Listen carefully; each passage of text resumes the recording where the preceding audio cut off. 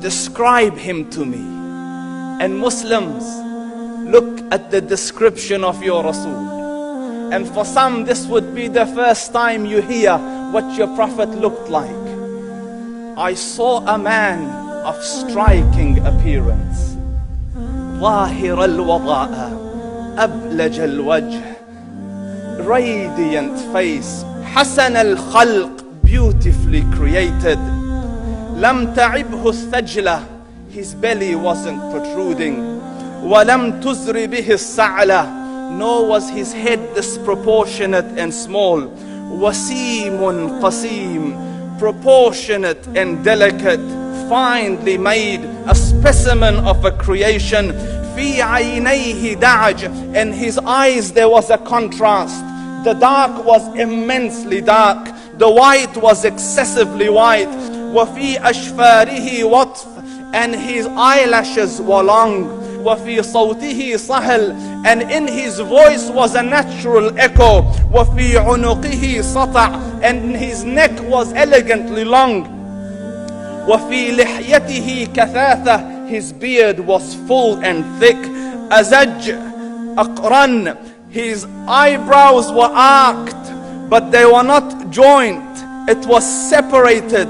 In summit فعليه الوقار, when he was silent, dignity covered him. وإن تكلم سماه وعلاه البهاء, and when he spoke it was audible and clear, almost commanding and overtaking.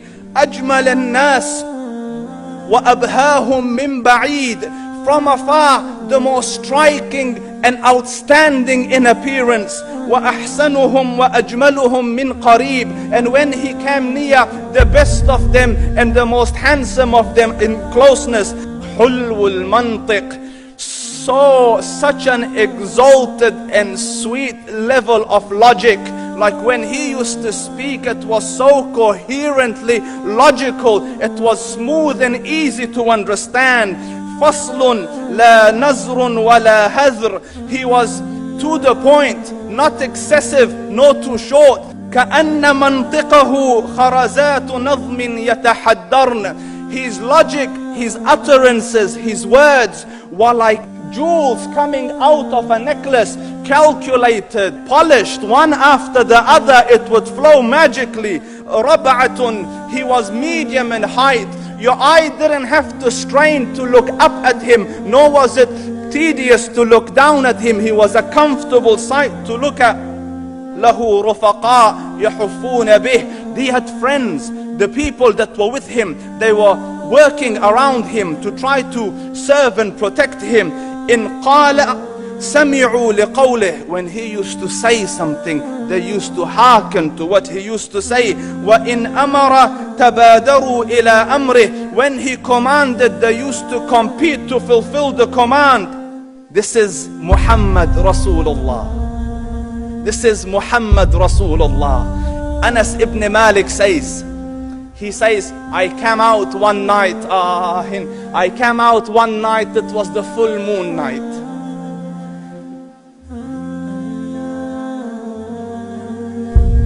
And I looked at the moon, and in the desert, understand, the moon is an awesome sight. It is smooth, it is radiant, it is clear, it is gentle compared to the scorching sun at which they are used to. So the moon was the epitome of beauty. So he says, I came out at a full moon night and I looked at the moon and I saw it beautiful, handsome. So I said, let me go see if the moon is more handsome or my Prophet is more handsome. Let me see if that is more beautiful or the Prophet is more beautiful. So I went and I saw him standing afar. So I looked at his face and I looked at the moon, and I looked at his face, and I looked at the moon, and I looked at his face, and I looked at the moon, and he said, Wallahi, he was more handsome than the moon in its entirety. That is just the look of your Rasul. Aisha radiyallahu anha says, I was sewing with the needle. My needle dropped in the dark. I couldn't find it. I said, Ya Rasul, I can't find it. He moved his face close, and I swear, out of the radiance of his face, I found my needle. And the Prophet sallallahu alaihi wasallam was mind-bogglingly handsome, but his handsomeness was covered with waqar and jalal and hayba. The Sahaba say, when we used to sit at his feet, two feelings conflicting would come on the heart. The first one, you wanted to look at him. You wanted to behold the majesty of his face.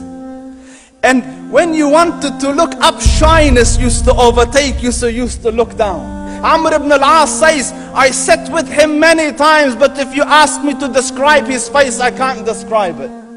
I wouldn't be able to look up to him ijlalan wa ta'zeeman. I couldn't look up at him. And that is why he didn't have the problems that Yusuf alayhi salam had. Because it was difficult to penetrate the awe and the splendor of the Rasul.